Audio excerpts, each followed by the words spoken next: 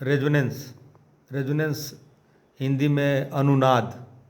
तो resonance physics में पढ़ा होगा आपने कि सैनिक की टुकड़ी को कदम तोड़ करके पुल से पार करवाते हैं, क्योंकि अगर वो कदम ताल करते हुए सैनिक गुजरेंगे तो ब्रिज के टूटने के चांस बढ़ जाते हैं। तो दोस्तों ऐसा क्यों होता है?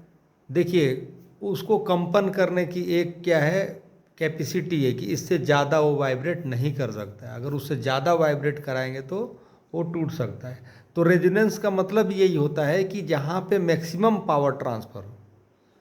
तो मैक्सिमम पावर ट्रांसफ़र अगर इलेक्ट्रॉनिक्स के लिहाज से देखा जाए तो वहाँ पे इंडक्टिव रिएक्टेंस कैपेसिटिव रिएक्टेंस के बराबर हो जाता है, तो रेजोनेंस पैदा होता है और मैक्सिमम पावर एक सर्किट से दूसरे सर्किट में ट्रांसफ़र हो जाता है।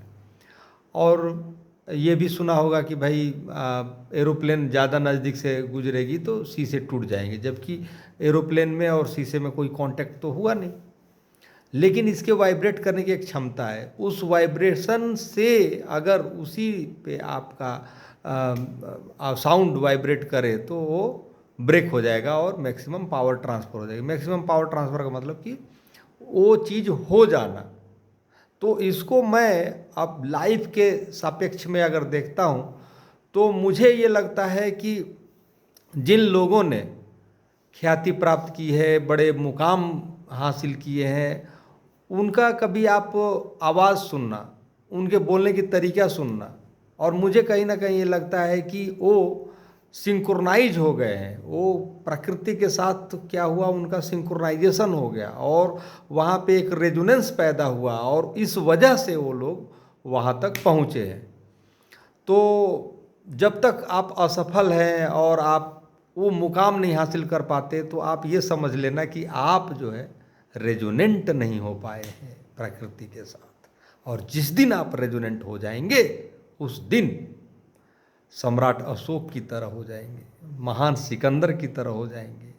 पुराने पिक्चर में दिलीप कुमार की देख रहा था तो मुझे एहसास हुआ कि भाई कद भी बहुत ज़्यादा नहीं है, हेल्थ भी इतना तगड़ा नहीं है और सूरत भी इतनी अच्छी नहीं है, लेकिन फिर भी उस बंदे ने सिंक्रोनाइज किया अपने आप को, रेजोनेंस पैदा हुआ और वो एक महान जो है अभिनेता बना।